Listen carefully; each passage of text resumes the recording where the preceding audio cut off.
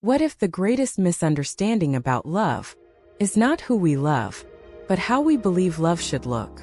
Let me ask you something quietly, honestly. If someone touches your soul, awakens something inside you, changes you forever, but does not stay, was that love ever real?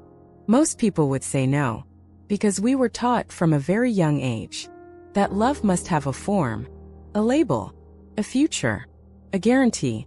Love, we were told, is proven by presence, by commitment, by choosing each other again and again, inside the visible world. So when someone leaves, when a connection breaks apart, the mind rushes in with its verdict. If they truly loved me, they wouldn't have gone. If it was real, it would have worked. If love ends, then it must have been an illusion. But what if that belief is exactly what twin flame love comes to dissolve? Because twin flame love does not arrive to fit into human definitions. It arrives to challenge them. It comes not to give comfort, but to expose truth. And the first truth it reveals is a painful one. Love and possession are not the same thing. Yet in the human world, they are almost always confused. We say, I love you, but underneath we often mean, I need you to stay. I need you to choose me. I need you to make me feel safe, whole enough. So when twin flame love appears, intense, undeniable, soul-shaking, the heart opens wider than it ever has before. And then, just as suddenly, everything begins to fall apart. Distance, silence, separation, loss. This is where confusion begins, because nothing hurts more than loving deeply and being unable to hold on. Nothing threatens the ego more than a love it cannot control, and nothing exposes the difference between human love and sacred love more clearly than twin flame separation. You see, human love asks one central question: will you stay with me? But sacred love asks something very different. Can you love without owning? Can you love without gripping? Can you love without needing the outcome to look a certain way? Most of us have never been taught how to answer those questions, because the world trains us to believe that love is a transaction. I give you my loyalty. You give me security. I give you my heart. You give me permanence. I choose you. You choose me back forever. This is not wrong. It is simply human. But twin flame love does not operate on the level of contracts. It operates on the level of consciousness. And consciousness does not possess. It recognizes. This is why twin flame love often feels so paradoxical. It feels like the deepest love you've ever known, and yet it refuses to be owned. It feels sacred, but unstable, eternal, yet temporary in form. The mind cannot understand this, so it panics. It asks, why would the universe show me something so powerful, just to take it away? But that question assumes something critical, that love's purpose is to be kept. Twin flame love challenges that assumption entirely. It whispers a different truth, one that shakes the foundations of everything we were taught. Love does not exist to be possessed. Love exists to be experienced. And sometimes, the experience is the lesson. This is where sacred love begins. Not as romance, not as union, but as awakening. Sacred love is the kind of love that does not say, you are mine. It says, I see you. It does not say, don't leave. It says, be true. It does not say, complete me. It says, I will remember who I am because of you. And that terrifies the ego, because the ego survives on attachment, on certainty, on roles, on future promises. The ego wants love to be predictable. Sacred love is not. Sacred love is alive. It moves. It transforms. It breaks identities. It burns illusions. And twin flame love is one of its most powerful forms. That is why so many people suffer when encountering it. Not because the love is false, but because it is too real. Too real for the ego to control. Too vast for the mind to contain. Too sacred to be reduced to ownership. So the question is not, why didn't they stay? The deeper question is, what was this love trying to teach me? Because twin flame love does not come to give you a person, comes to give you yourself. your unhealed wounds, your fear of abandonment, your need for validation, your belief that love must be earned, proven, secured.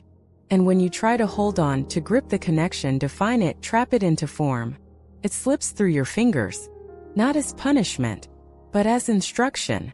Because sacred love cannot be held. It can only be embodied.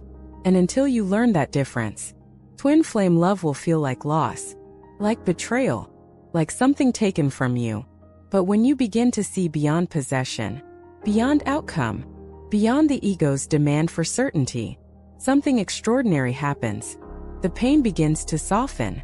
The story begins to shift. And you realize something quietly, almost shockingly simple. That love did not leave. Only the form did. And perhaps, just perhaps, it was never meant to stay in form at all. Before we go any deeper, there is something essential you must understand. Not all love speaks the same language. Most of the pain surrounding twin flame connections does not come from the love itself, but from a misinterpretation of what kind of love is actually present. Because what the soul experiences as sacred love, the human mind often tries to translate as human love. And those two are not the same language at all. Human love is learned. Sacred love is remembered. Human love is shaped by childhood, culture, attachment patterns, and survival needs. Sacred love exists beyond conditioning. It is not created, it is revealed. And when these two forms of love collide inside the same connection, confusion is inevitable. Let's begin with human love. Human love is not wrong. It is not inferior.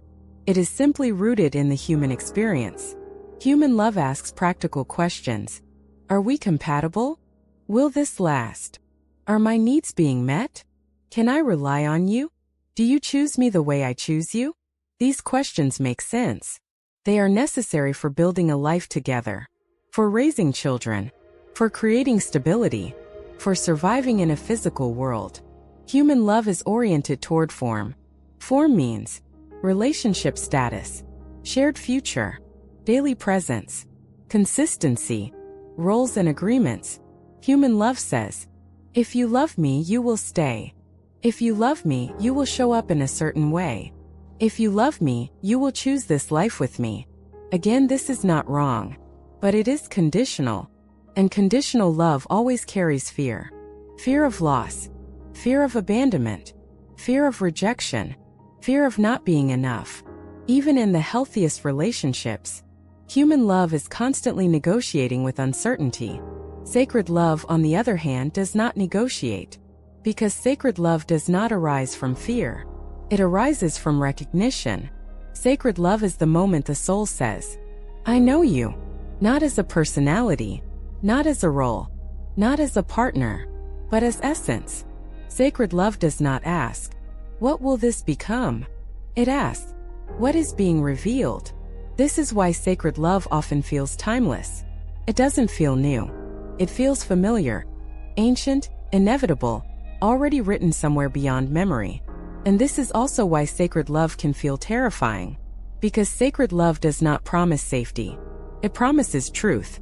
Human love wants reassurance. Sacred love wants awakening. Human love seeks to build something. Sacred love seeks to dissolve something. Illusions, identities, false attachments, unexamined wounds.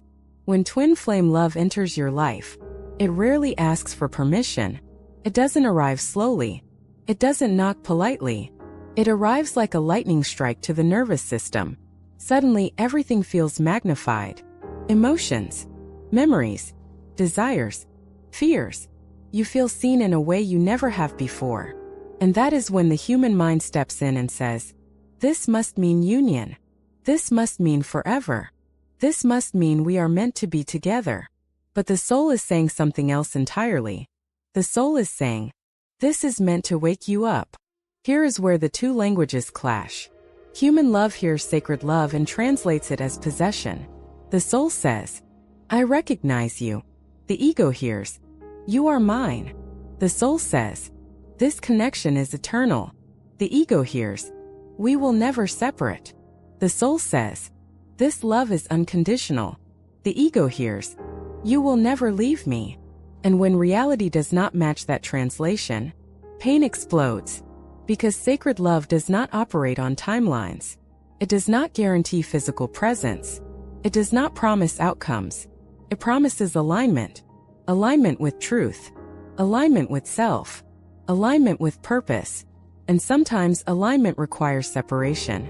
This is the part almost no one wants to hear. Twin flame separation is not the absence of love. It is often the expression of sacred love. Because sacred love will never support a false version of you. If being with someone requires you to abandon your truth, your growth, your integrity, your healing, sacred love will break the form. Not to punish, but to protect the soul. Human love often says, stay even if it hurts. Sacred love says, leave if staying keeps you asleep. This is why twin flame love feels so cruel to the ego. Because the ego equates love with closeness. The soul equates love with freedom. Freedom to grow. Freedom to evolve. Freedom to become who you actually are. Sacred love does not cling. It witnesses. It does not demand. It invites. Does not chase. It allows. And allowance feels unbearable when you are attached to outcome. This is why twin flame love often exposes deep wounds. Abandonment. Unworthiness. Fear of being alone. Addiction to validation. Not because your twin flame caused these wounds, but because sacred love illuminates what already exists. It is a mirror that does not flatter, a mirror that does not lie. And this is where the real choice appears. You can insist on interpreting sacred love through the lens of human love. You can try to force the connection into form, define it, secure it, control it, or you can learn a new language, the language of the soul. A language that says, I love you, even if you walk your own path. I honor this connection without needing to trap it. I trust that love does not disappear just because form changes. This does not mean you stop feeling pain. Sacred love is not numb. It does not bypass grief. It does not pretend separation doesn't hurt. But sacred love allows pain without making it proof of failure. It allows longing without turning it into self-abandonment. It allows love without turning it into dependency. This is the threshold where many people get stuck. Because letting go of possession feels like letting go of love itself. But in truth, it is the opposite. You are letting go of fear. You are letting go of the illusion that love must be held tightly to be real. And slowly, quietly, something inside you begins to change. You stop asking, why didn't this work? And start asking, what is this teaching me about how I love? You stop measuring love by outcomes and begin to recognize it by resonance. You realize that sacred love does not need proof. It needs presence. Presence with yourself. Presence with truth. Presence with the unfolding of your own becoming. And when that happens, twin flame love stops feeling like punishment. It begins to feel like initiation. An initiation into a deeper way of loving. One that does not depend on possession. One that does not collapse when form dissolves. One that exists not to bind you to another person, but to return you to your own soul. Unconditional love is one of the most misunderstood ideas in human relationships. It is praised, romanticized, spoken about as the highest form of love. And yet, it is also one of the most misused. Many people believe unconditional love means loving without boundaries. Loving without limits. Loving even when it destroys you.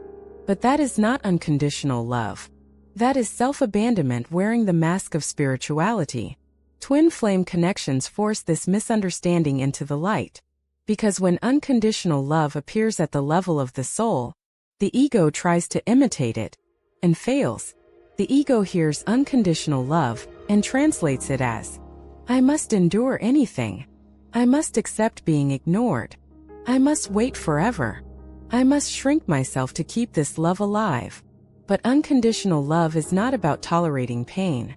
It is about removing conditions from love itself, not removing boundaries from your life. This distinction changes everything. Unconditional love does not say, I love you no matter how you treat me. It says, I love you without needing you to be something you're not. Unconditional love does not mean, I stay even when I am breaking. It means, I remain aligned with my truth, even if that means letting go. This is why unconditional love is so rare. Because it requires something most people are not ready to give up: the need to control love's outcome. In human love, love is often used as leverage. I love you, so you should choose me. I love you, so you should change. I love you, so you shouldn't leave. These are conditions, even when they sound reasonable. Unconditional love removes leverage. It removes bargaining. It removes the silent contracts we don't even realize we're holding. And when leverage disappears, fear rises. Because fear asks, if I don't control this, what keeps me safe? Twin flame love exposes this fear mercilessly. You feel a love so deep it bypasses logic. Yet you cannot secure it. You cannot define it. You cannot make it behave. So the nervous system goes into survival mode. The mind says, if I love without conditions, I will lose everything. But that belief comes from a misunderstanding of where love actually lives. Unconditional love does not live in attachment. It lives in beingness. It does not cling to form. It flows through presence. This is why unconditional love feels expansive rather than consuming. It does not take something from you. It reveals something within you. But first, it demands that you stop confusing love with need. Need says, I love you because I cannot feel whole without you. Unconditional love says, I love you because my heart is open. Need collapses when separation happens. Unconditional love does not. It grieves, but it does not disappear. It aches, but it does not beg. It feels deeply without losing its center. This is where twin flame love becomes an initiation. Because twin flame love asks you a question few people ever ask themselves. Can I love without using love to fill a wound? Can you love without needing the other person to validate your worth, choose you to prove your value, stay to soothe your abandonment fear? This is not a moral test. It is an awareness test. Twin flame love exposes where love has been entangled with survival. And survival-based love always demands conditions. I will love you if. I will stay if. I will open my heart if. Unconditional love removes the if. But removing the if does not mean removing discernment. This is where many people get lost. They believe unconditional love means allowing harm. But sacred love never asks you to betray yourself. In fact, unconditional love often leads to separation. Because unconditional love says, I honor your path, even when it doesn't align with mine. It says, I release you not because I stopped loving you, but because I love myself enough to remain whole. This is one of the most painful realizations on the twin flame journey. That loving someone unconditionally does not guarantee being with them, and being with someone does not prove unconditional love. This breaks the romantic fantasy, but it reveals something far more powerful. Because when love is no longer tied to outcome, it becomes free. And free love does not manipulate, does not chase. It does not threaten itself with disappearance. Simply is. This is why unconditional love feels quiet. It does not scream. It does not demand reassurance. It does not collapse into panic when silence appears. It holds space. For grief. For longing. For truth. Without turning those emotions into identity. In twin flame separation, unconditional love shows itself in subtle ways. Not in waiting. Not in obsession. Not in constant thinking. But in moments like, when you stop checking for signs. When you stop replaying conversations. When you stop hoping the future will save you. And instead you return to yourself. You feel love, but you are no longer consumed by it. You feel connection, but you are not defined by it. You remember them, without abandoning your life. This is unconditional love in action. It is love without self-erasure. Love without collapse. Love without fear-driven attachment. And paradoxically, this is the moment love becomes most authentic. Because it is no longer trying to secure itself. It is no longer trying to survive. It is no longer asking, will this last? It is simply present. And presence is the highest form of love. Unconditional love does not guarantee reunion, but it guarantees something more important.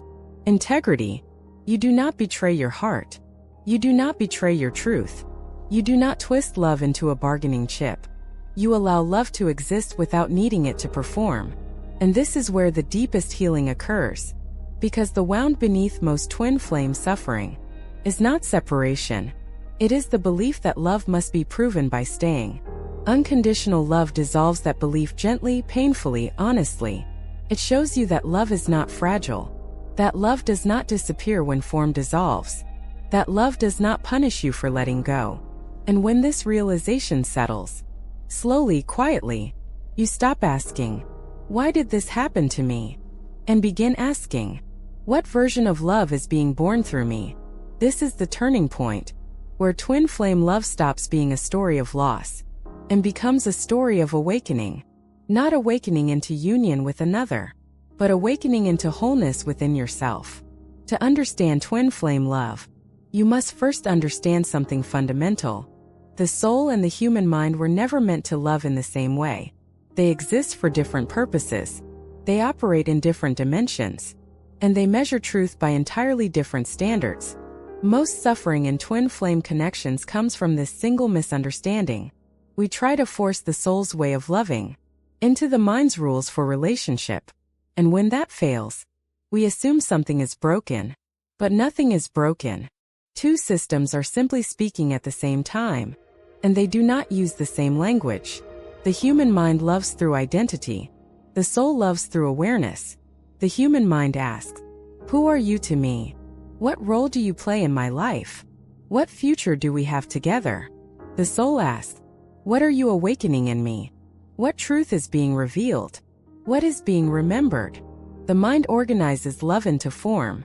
The soul experiences love as energy, and energy does not belong to anyone. This is why the soul does not fear separation. It does not measure love by proximity. It does not panic when form dissolves.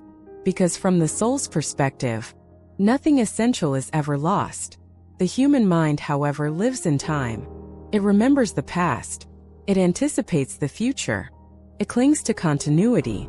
So when a twin flame connection changes form, when contact breaks, when distance appears, when silence replaces intimacy, the mind experiences this as death, a loss, a threat. The mind says, "If love were real, it would stay the same." But the soul says, "If love were real, it would transform you." This difference changes everything. The mind wants permanence. The soul wants evolution. The mind wants certainty. The soul wants truth. The mind wants to possess what feels meaningful. The soul wants to liberate what is meaningful.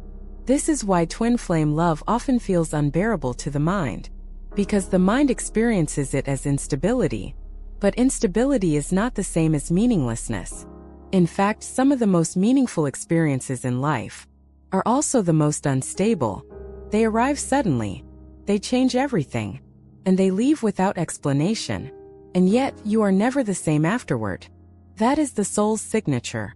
The soul does not measure value by duration. It measures value by impact. A connection that lasts 3 months can awaken more truth than a relationship that lasts 30 years. The mind struggles with this idea because the mind equates longevity with legitimacy. If it mattered, it would last. But the soul does not operate on time. It operates on resonance. When resonance is complete, when the lesson has been delivered, the form may dissolve, not because love ended, but because purpose was fulfilled.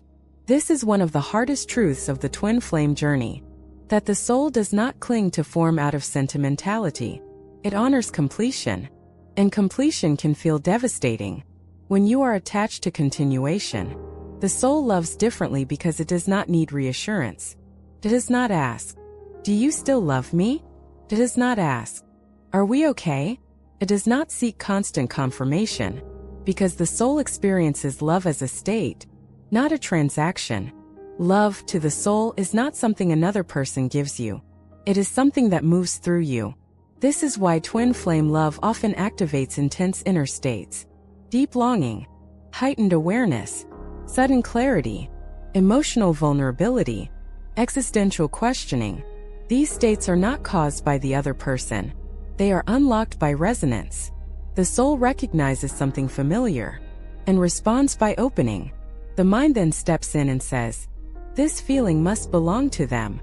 But the soul knows, this feeling belongs to me. This distinction is crucial, because when you believe the other person owns the feeling, you become afraid of losing them. But when you recognize the feeling as something awakened within you, you become curious instead of fearful. You begin to ask, what part of me is coming alive? The soul's way of loving is not exclusive. It does not divide the world into mine and not mine. It does not need to isolate love into one channel. The soul experiences love as a frequency that can be felt in many places: in solitude, in creativity, in nature, in service, in presence. Twin flame love often reveals this for the first time, because it activates love so intensely that you cannot pretend love is scarce anymore. And this terrifies the mind, because scarcity is how the mind maintains control. If love is rare, I must hold on. If love is limited, I must protect it. If love depends on them, I am vulnerable. But the soul knows love is abundant. It knows love does not originate in another human being. It flows from consciousness itself. This does not mean the soul dismisses attachment. It understands attachment, but it does not obey it. This is why twin flame love often forces you to confront your deepest fear, the fear that without the other person, love will disappear. But the soul already knows the answer. Love does not disappear. Only the channel changes. And when the channel changes, the mind interprets this as loss, but the soul experiences it as redirection. This is why healing on the twin flame path requires shifting identity. You stop identifying as someone who was left, someone who lost their other half, someone whose love failed, and begin identifying as someone who was awakened, someone who encountered truth, someone who learned how the soul loves. This shift does not erase pain, but it changes its meaning. Pain stops being evidence of rejection. It becomes evidence of growth. The soul loves differently, because it is not trying to build a story. It is not trying to secure a future. It is not trying to maintain an image. It is participating in evolution. And evolution is rarely comfortable. It dismantles identities. It dissolves illusions. It strips away what no longer aligns. Twin flame love is one of the soul's most efficient tools for accelerating this process. That is why it often feels overwhelming, because the mind was never meant to control something this vast. So the invitation of Chapter 4 is simple, but radical. Stop asking the mind to understand the soul. Let the soul lead. Let the mind observe. Instead of asking, why does this hurt so much? What is changing within me? Instead of asking, why couldn't this stay? What did this awaken that cannot be undone? Because once the soul recognizes love, it does not forget. Even when the person is gone, even when the form dissolves, even when the story ends, love remains, not as attachment, but as truth. And truth, once seen, cannot be unseen. There is a moment on the twin flame journey that almost everyone fears. A moment when love does not disappear, but distance appears. This is the moment most people call separation. And for the human mind, separation feels like proof that something went wrong, that the connection failed, that love was not strong enough, that one person loved more than the other. But separation in twin flame love is not the absence of love. It is the exposure of attachment. To understand this, you must first let go of the belief that love's highest expression is closeness, because sacred love does not measure intimacy by distance. It measures intimacy by alignment, and alignment sometimes requires space.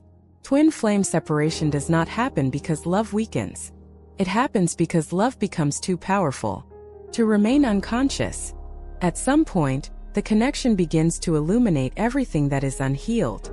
Fear of abandonment, fear of loss, fear of not being chosen, fear of being alone, fear of being unworthy. These fears do not originate in the twin flame connection. They pre-exist it. But sacred love has a way of bringing them to the surface, so they can no longer hide.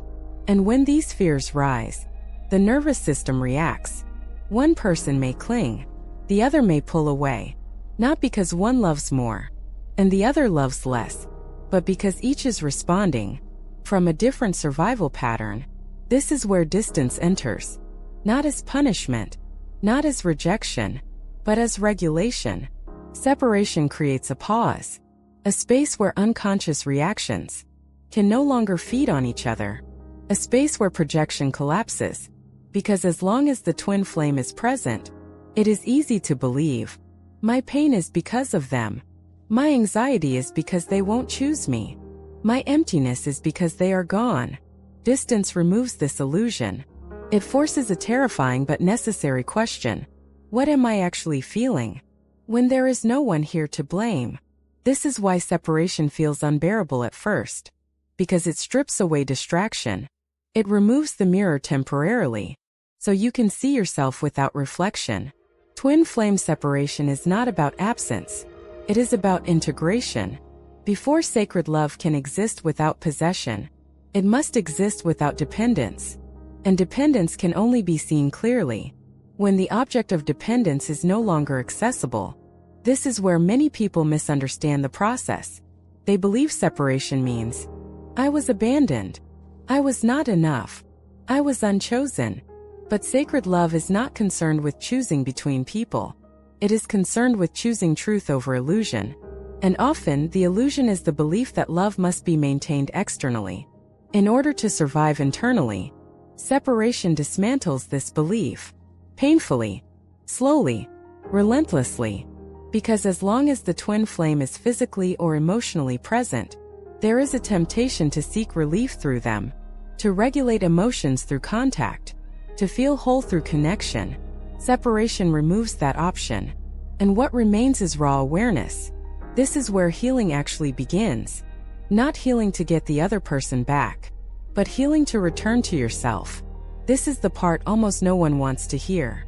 Twin flame separation is not designed to prepare you for reunion. It is designed to prepare you for wholeness. Reunion may or may not happen, but wholeness must happen, or the cycle repeats. Because without integration, any reunion would recreate the same wounds, in a different form. Sacred love does not rush reunion. It prioritizes alignment. And alignment means that love no longer asks, will you stay? It asks, am I rooted in myself? Distance teaches this in a way closeness cannot. When the twin flame is gone, you are left alone with your inner world. And that world begins to speak loudly. Old patterns surface. Waiting, obsessing, overthinking, checking signs, seeking reassurance. None of these are signs of love. They are signs of fear. Separation reveals the difference. It shows you where love ends and attachment begins. And this distinction is crucial. Attachment says, I cannot be okay without you. Sacred love says, I honor what we shared, without abandoning myself. This shift does not happen overnight. First, separation feels like grief, like withdrawal, like losing oxygen. And in a way it is, because the nervous system was conditioned to associate the twin flame with safety, meaning, and aliveness. When that stimulus disappears, the body panics. But slowly, very slowly, a deeper intelligence begins to emerge. You start to breathe without them. You start to live without constant reference to them. You start to feel moments of peace that do not depend on outcome. This is not forgetting. This is integration. Separation is where sacred love is tested, not by whether you can wait, but by whether you can let go of control. Waiting still keeps love tied to future outcome. Letting go returns love to the present moment. And present love is the only love that is real. Twin flame separation teaches you something radical. That love does not need proximity to exist. That connection does not need communication to be valid. That meaning does not need continuation to be true. This is why some of the deepest moments of twin flame love occur during separation. In dreams, in sudden clarity, in quiet knowing. Not because the bond is magical, but because it is no longer distorted by fear-driven interaction. Distance allows the soul to breathe. It allows love to exist without negotiation, without expectation, without manipulation. And this is where sacred love reveals its paradox. The more you release the need to hold on, the more peaceful the love becomes. Not because you stop caring, but because you stop collapsing into it. Separation does not mean, go away so I don't have to feel. It means, step back so I can feel clearly enough to see what was love, what was projection, what was fear, what was longing, what was awakening. This clarity is what transforms suffering into wisdom. And wisdom is the true purpose of the twin flame journey. Not romance, not union, but conscious love. Love that does not imprison. Love that does not demand. Love that does not collapse when distance appears. Sacred love does not end when people part. It matures. It deepens. It becomes less reactive and more rooted. And when love reaches this stage, distance is no longer an enemy. It is simply space. Space for growth. Space for integration. Space for truth. So if you are in twin flame separation, the question is not, how do I make this stop? The question is, what is this space asking me to become? Because sacred love does not separate to punish you. Separates to free you. There is a moment on the twin flame journey that does not look dramatic from the outside, but changes everything on the inside. It is not the moment you meet them. It is not the moment they leave. It is not even the moment you stop missing them. It is the moment you realize, quietly, unexpectedly, that your suffering was never caused by love itself. It was caused by attachment disguised as love. This realization does not arrive as a sudden epiphany. It arrives slowly through exhaustion, through the moment you are too tired to keep chasing meaning, too tired to keep waiting for signs, too tired to keep replaying the same questions in your mind. Questions like, will they come back? Did I do something wrong? Was I not enough? Did I imagine everything? At some point, the mind simply runs out of energy. And when the mind collapses, something deeper takes over. Awareness. This is the turning point. The moment when attachment loosens, not because you forced it to, but because you can no longer carry it. Attachment is heavy. It demands constant vigilance. It requires you to live in the future or the past, never fully here. It feeds on uncertainty. It survives on hope mixed with fear. And eventually, the nervous system cannot sustain it. So it lets go. Not in surrender, but in relief. This is where freedom begins. Freedom does not mean you stop caring. It does not mean you stop loving. It does not mean the connection suddenly becomes meaningless. Freedom means the connection no longer owns your inner state. Your breath no longer depends on their actions. Your worth no longer depends on their choice. Your peace no longer depends on reunion. This shift is subtle. You may still think of them. You may still feel love. But something fundamental has changed. You are no longer waiting for life to begin again. This is the difference between attachment and sacred love. Attachment says, I will be okay when this resolves. Sacred love says, I am okay now. Attachment postpones wholeness. Sacred love inhabits it. This is why Chapter 6 is the most misunderstood stage of the twin flame journey. From the outside, it can look like giving up, like losing hope, like detachment. But internally, it feels like coming home. You stop scanning the world for signs. You stop interpreting every coincidence as a message. You stop asking the universe to reassure you. Not because you no longer believe in the connection, but because you no longer need it to prove anything. This is not numbness. This is regulation. The nervous system finally realizes that love does not equal danger. That longing does not equal lack. That separation does not equal abandonment. And when the nervous system calms, clarity emerges. You begin to see the twin flame journey differently, not as a story of loss, but as a process of reclaiming self. You see how much of your suffering came from trying to control outcome, needing certainty, seeking validation, fearing aloneness. None of these are failures. They are human. But sacred love does not evolve by indulging them. It evolves by transcending them. Freedom does not come from forcing yourself to detach. It comes from understanding attachment so deeply that it dissolves on its own. You begin to notice moments of peace that arrive unexpectedly. Moments where you are fully present with your life. Laughing, creating, resting, breathing. And then you realize something shocking. You did not lose love. You lost obsession. And obsession was never love. Obsession was fear trying to stay alive. This realization changes the entire narrative. You stop asking, how do I get them back? And start asking, how do I live fully? This question does not erase the connection. It contextualizes it. The twin flame stops being the center of your universe and becomes a chapter within it. An important chapter. A sacred one. But not the whole book. This is where sacred love matures. It no longer needs constant engagement. It no longer needs proximity. It no longer needs reassurance. It exists quietly in the background of your being. As warmth. As openness. As compassion. Without urgency.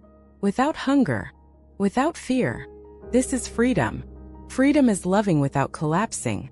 Freedom is remembering without clinging. Freedom is honoring what was, without needing it to return. This is also the stage where many people misunderstand themselves. They worry, am I healing or am I suppressing? The difference is simple. Suppression feels tight. Freedom feels spacious. Suppression avoids feeling. Freedom allows feeling without drowning in it. You still feel waves of sadness sometimes. You still feel tenderness. You still feel memory. But these feelings move through you, instead of trapping you. This is how you know you have crossed the threshold. When emotions no longer define you. When love no longer destabilizes you. When the connection no longer hijacks your nervous system. At this point, something extraordinary happens. You begin to relate to love differently in all areas of life. You stop needing others to complete you.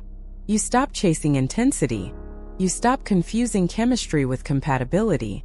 You start valuing peace, presence, integrity, truth.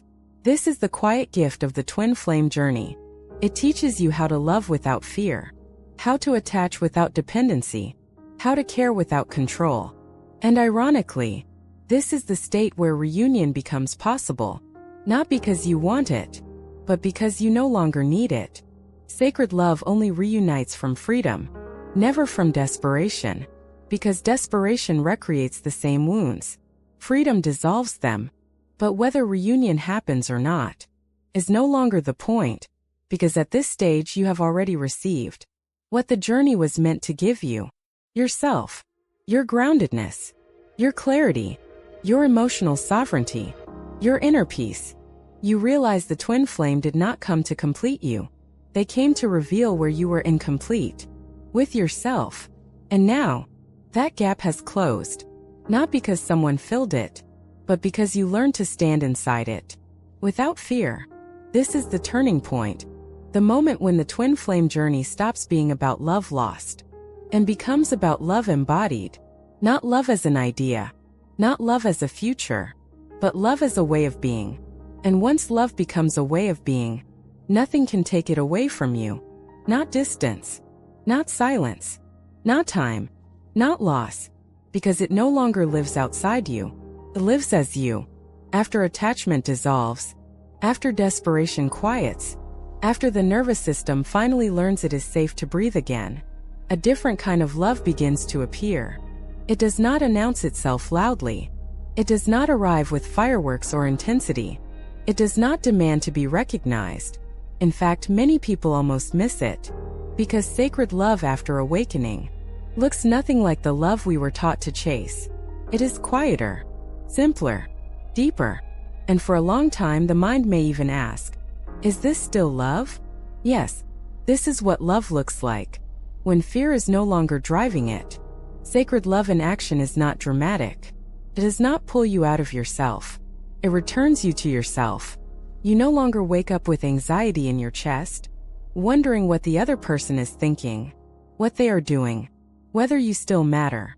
You wake up present, rooted, here.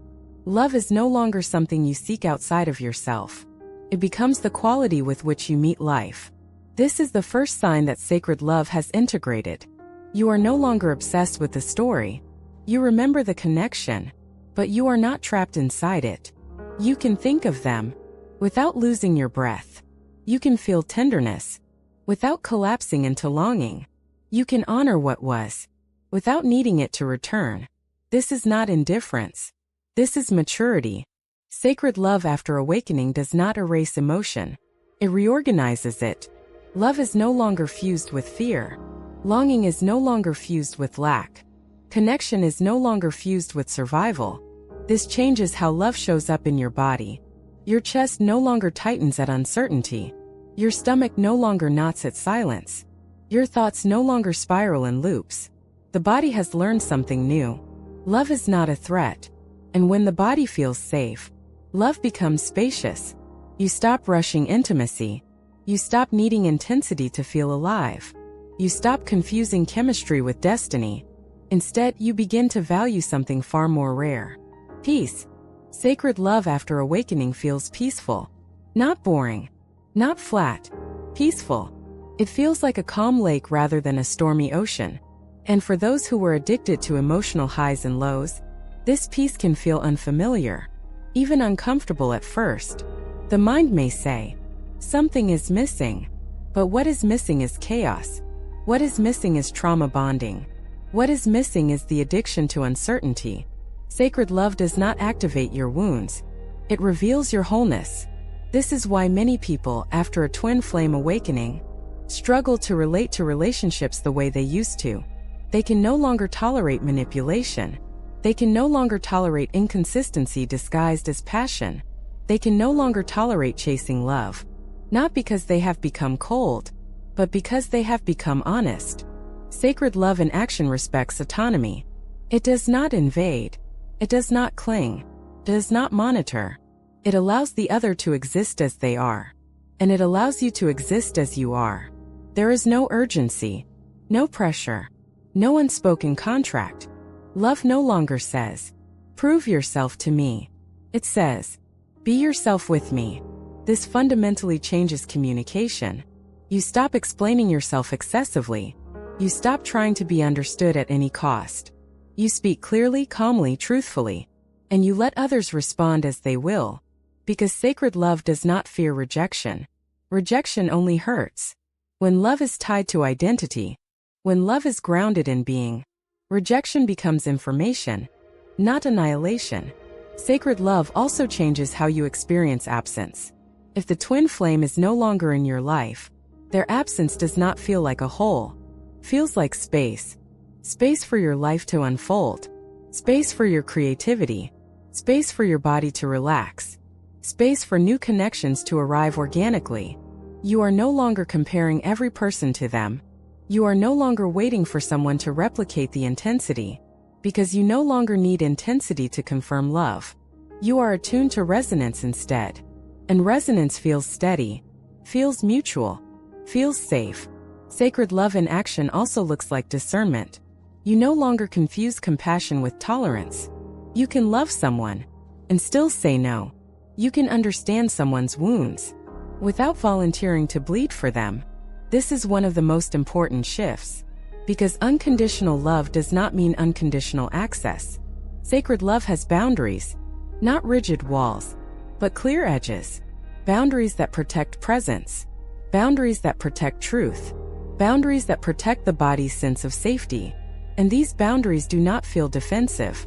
They feel natural, like breathing, like standing upright. This is how you know love has integrated. When boundaries no longer feel like rejection, they feel like self-respect. Sacred love also transforms how you relate to the twin flame itself. You no longer need to label them. You no longer need to define the connection. You no longer need to explain it to others. It exists quietly within you, as gratitude, as reverence, as recognition. You stop asking, was it real? Because your life has already answered that question. You are different now. You are calmer, clearer, more grounded, more aligned with truth. Love has done its work. Whether the twin flame returns or not, no longer determines the meaning of the journey, because the meaning is already embodied. Sacred love in action is not about union with another person. It is about union within yourself. Your mind no longer fights your heart. Your heart no longer begs your mind. There is coherence, alignment, integrity.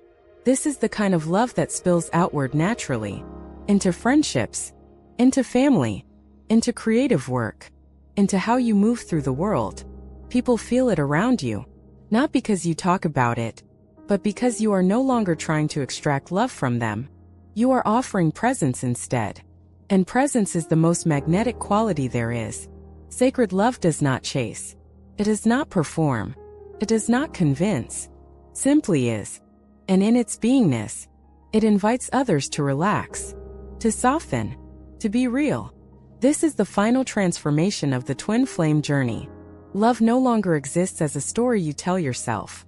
It exists as the way you live, as the way you listen, as the way you leave when something is no longer aligned, as the way you stay when something is true.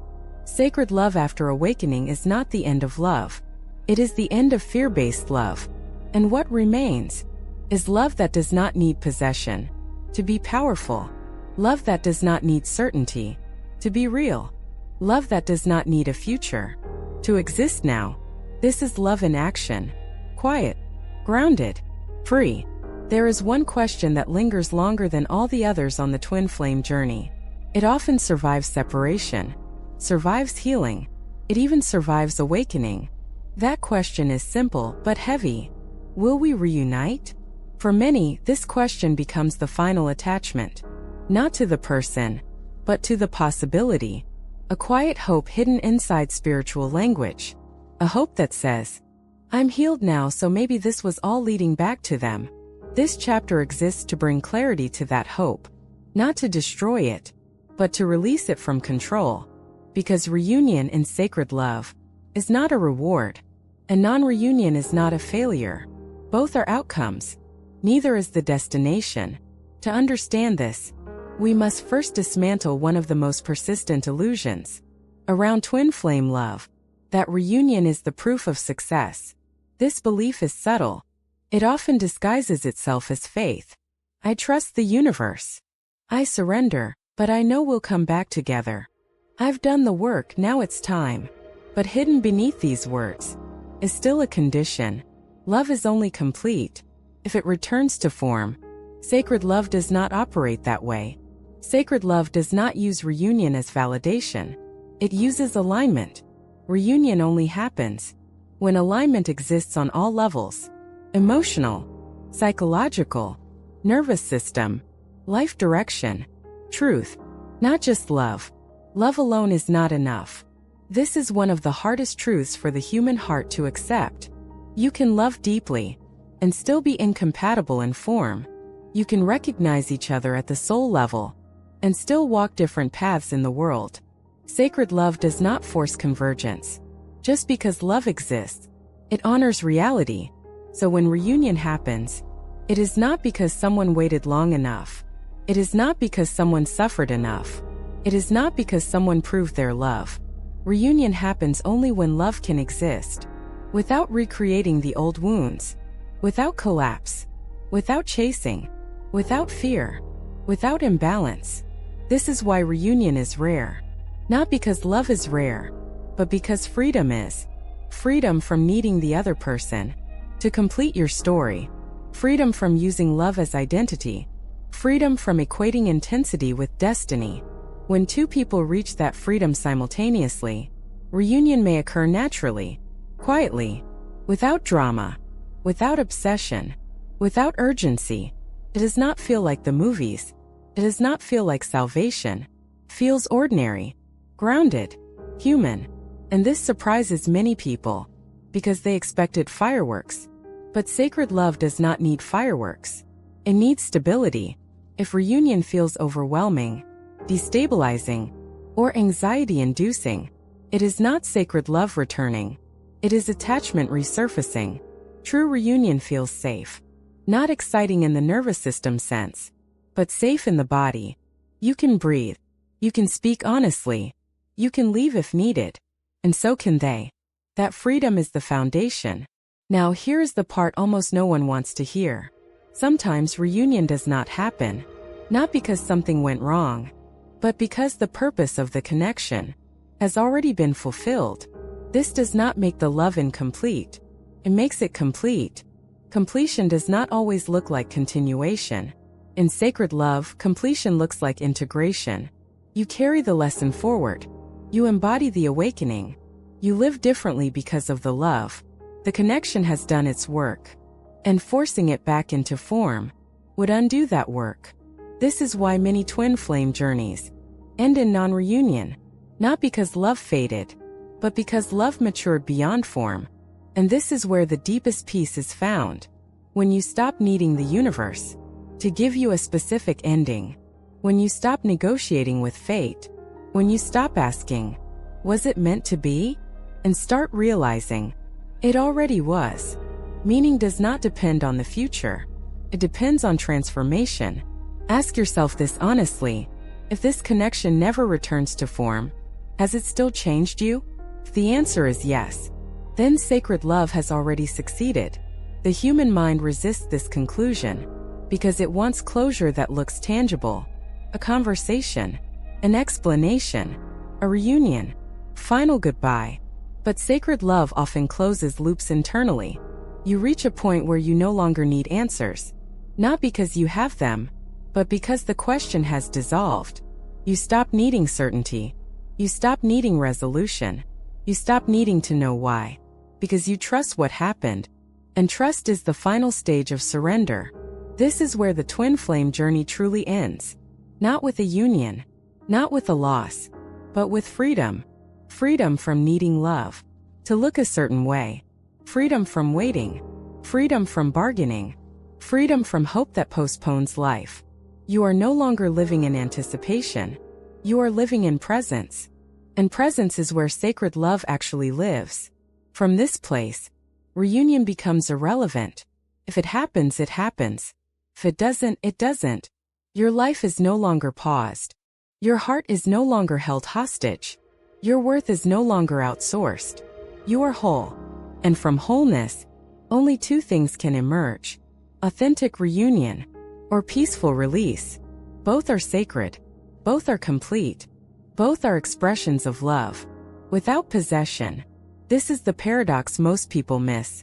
The moment you no longer need reunion is the only moment it can occur without harm. And if it never occurs, you are no longer harmed by its absence. This is not resignation. This is liberation. Liberation from the belief that love must return to be real. Liberation from the idea that endings invalidate meaning. Liberation from the fantasy that destiny owes you a person. Sacred love owes you nothing, gives you everything, by giving you back to yourself. So when you ask, will we reunite? Listen closely to the deeper question beneath it. What am I still waiting for before I allow myself to live fully? Because sacred love does not ask you to wait. It asks you to embody love, to embody truth, to embody freedom. And once you do, nothing is missing, nothing is unfinished, nothing is lost. There comes a moment on the twin flame journey when the word letting go no longer feels like advice, feels like inevitability, not because you are tired of loving, not because the connection has faded, but because something within you has finally understood. Holding on is no longer love. For a long time, letting go feels violent, feels like betrayal, like giving up, like erasing something sacred. The mind resists it fiercely. If I let go, does that mean it meant nothing? If I let go, does love disappear? If I let go, am I abandoning them or myself? These questions reveal the deepest confusion of all. We confuse letting go of attachment with letting go of love, but they are not the same. In fact, they are opposites. Attachment clings because it is afraid. Love releases because it trusts. Letting go does not mean pushing love away. It means removing the grip that was suffocating it. This is why true letting go never feels forced. Forced letting go feels tense, controlled, performative. True letting go feels like exhale, like something loosening in your chest that you didn't even realize you were holding. And it only happens when the nervous system finally understands, nothing is being taken from me. Love is not leaving.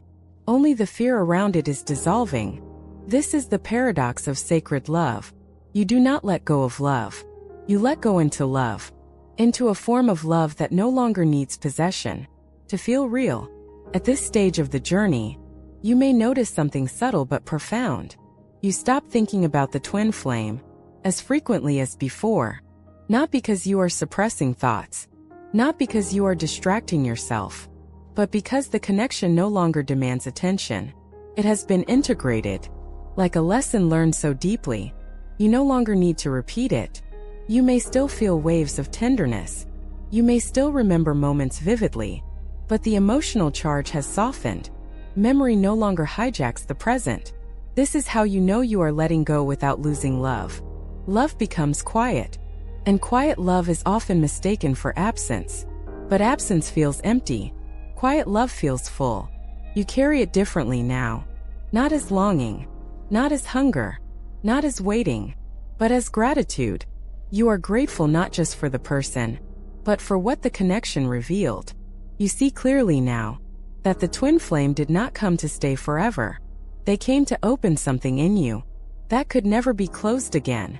And once that opening has stabilized, clinging becomes unnecessary. This is where many people get confused. They ask, if I still love them, why don't I feel the same intensity? Because intensity was never love. Intensity was activation. It was the nervous system waking up. It was the soul being shaken out of sleep. But awakening does not stay loud forever. It becomes embodied, stable, grounded. Sacred love does not need intensity to exist. It needs presence. And presence does not demand attention. Simply is. Letting go without losing love also means letting go of identity. The identity of the one who was left, the one who is waiting, the one who had a twin flame. These identities keep the story alive. They give meaning to suffering. But sacred love does not need a story to survive. It lives beyond narrative. At some point, you no longer introduce the connection to yourself. Every morning, you no longer wake up and ask, what does this mean? You wake up and live. This is not forgetting. This is freedom. You also stop trying to spiritualize pain. You no longer tell yourself, this hurts because it's sacred. Pain is no longer proof of depth. Peace becomes the new measure. If something disturbs your peace, you listen. Not because peace is avoidance, but because peace is alignment. Letting go without losing love means trusting that what is real does not require effort to maintain. You no longer chase clarity. Clarity has already arrived. You no longer seek signs. Life itself is responding. Your relationships shift. Your standards change. Your tolerance for emotional chaos decreases. And this is where fear sometimes resurfaces. The fear that letting go means becoming cold, detached, unavailable. But sacred love does not close the heart, stabilizes it. You are not less loving. You are more selective. You no longer confuse empathy with obligation. You no longer confuse understanding with self-sacrifice. You can love someone deeply and still walk away without guilt. This is not abandonment. This is integrity. This stage, the twin flame connection no longer defines your capacity for love. It becomes one expression among many. You love friends more openly. You love your life more fully. You love yourself more honestly. And this is the ultimate sign that love was never lost. It multiplied. Letting go without losing love also means releasing the need for closure. You no longer need a final conversation. You no longer need explanations. You no longer need the other person to acknowledge the depth of what happened, because you have acknowledged it within yourself. Closure did not come from them, came from integration. And integration feels like calm certainty, not answers. Certainty does not explain. It rests. You rest in the knowing that something sacred occurred, that it changed you, that it fulfilled its purpose, and that you do not need to revisit it to keep it alive. This is where the twin flame journey becomes invisible. From the outside, your life looks normal. You work, you laugh, you plan, you rest. But internally, something irreversible has occurred. You no longer seek love to complete you. You share love because you are complete. You no longer fear losing connection. You trust resonance. You no longer chase destiny. You participate in reality. Letting go without losing love is the final purification of attachment. It is where love becomes clean, unentangled, free from expectation, free from bargaining, free from outcome. And once love reaches this state, nothing can threaten it. Not distance, not silence, not time, not even forgetting. Because love is no longer something you hold. It is something you are. This is the stage where the twin flame journey stops being personal. It becomes universal. You understand now that what you touched was not just another person.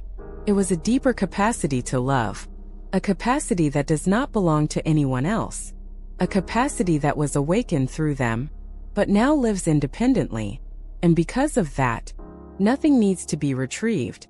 Nothing needs to return. Nothing needs to be proven. Love has already arrived, exactly where it was meant to, within you. If you have made it this far, there is something important you need to hear. You did not come to this journey by accident. Not everyone is asked to learn this kind of love. Not everyone is asked to let love undo them, strip them bare, and rebuild them from the inside out. Twin flame love does not come to everyone. And when it does, it is not gentle, but it is precise. It arrives at the exact point where love and fear have been confused for too long. And it asks a single radical question. Can you love without owning?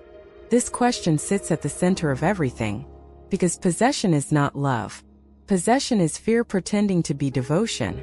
It is fear of loss, fear of abandonment, fear of emptiness, fear of not being enough. And for most of human history, this fear has shaped how we love. We were taught that love means choosing one person above all others, holding tightly so nothing escapes, proving devotion through sacrifice, measuring love by how much it hurts. But sacred love tells a different story. Sacred love does not bind, freeze. It does not collapse into another person. Stands whole on its own. And that is why sacred love feels so threatening to the ego. Because the ego survives on attachment. It needs guarantees. It needs certainty. It needs ownership. Sacred love offers none of these. Instead, it offers truth. And truth is uncontrollable. This is why twin flame love often feels like destruction before it feels like awakening. Because before you can love freely, you must see how much of your love was driven by fear. Fear that said, if I don't hold on, I will lose everything. But what you learn slowly, painfully, honestly, is that holding on was what caused the suffering. Not love. Never love. Only attachment. This is the final initiation of the twin flame journey. The moment you stop trying to protect love by controlling it and begin allowing love to exist without your interference. This does not mean love becomes weak. It becomes invincible, because something that does not depend on outcome cannot be taken away. You now understand something most people never realize. Love does not end when people leave. Love does not disappear when form dissolves. Love does not betray you when it changes shape. Love only hurts when you try to cage it. Sacred love is not interested in cages. It is interested in consciousness. It wants to awaken you to who you are beyond roles, stories, and expectations. And once that awakening happens, the question of possession becomes irrelevant. You no longer ask, how do I keep love? You ask, how do I live love? This is where the twin flame journey truly completes. Not with reunion, not with separation, not with answers, but with embodiment. You embody love as presence, as clarity, as honesty, as self-respect, as emotional sovereignty. You no longer outsource your worth. You no longer wait for someone to choose you, so you can feel chosen. You choose yourself, not in isolation, but in alignment. And from alignment, love flows naturally into relationships that are grounded, into connections that are mutual, into moments that are real. Sacred love does not demand exclusivity to feel meaningful. It does not compete. It does not compare. It recognizes truth wherever truth appears. This does not make love less special. It makes it more sacred, because sacred love is not rare. It is simply unconditioned. And unconditioned love can only be accessed by those willing to let go of control. This is why the twin flame journey often feels lonely. Not because you are alone, but because you are walking away from fear-based love in a world that still worships it. You are learning to love without possession. In a culture that equates possession with devotion, this takes courage, takes integrity. It takes a willingness to disappoint expectations, both yours and others. But what you gain in return is something far more valuable than certainty. You gain freedom. Freedom to love without losing yourself. Freedom to connect without collapsing. Freedom to let go without bitterness. Freedom to stay open without fear. This is the love that does not ask, "Will you stay?" It asks, "Can I be true?" And truth, once embodied, no longer negotiates. It simply lives. So if you are still carrying grief, honor it. Grief is love adjusting to new form. If you are still carrying longing, allow it. Longing is the echo of connection, not proof of lack. But do not confuse either with something missing. Nothing essential was taken from you. What you experienced was real. What you felt was true. What changed you was sacred. And it does not need to return to justify itself. Love without possession is not the absence of desire. It is desire without desperation. It is care without control. It is connection without dependency. It is love that says, "I release you," without releasing what was awakened in me. And this is the highest form of love. Not the love that stays at all costs, but the love that sets both people free. So as this journey comes to a close, let this be the final message you carry with you. You were never meant to hold love hostage inside a future that may never arrive. You were meant to live love here, now, as truth, as presence, as freedom. And if this series has resonated with you, if it has named something you felt, but could never fully explain, then know this: you are not broken. You are not behind. You are not failing at love. You are learning how to love at the level of the soul. And once that learning is complete, nothing, no person, no silence, no ending can ever take love away from you again. Because love no longer belongs to someone else. It belongs to who you have become. If this journey spoke to your heart, take a moment to reflect, not rush. You're welcome to share your experience in the comments. Not for answers, but for presence. And if you wish to continue exploring sacred love, inner freedom, and conscious relationships, you may subscribe and walk the next chapter together.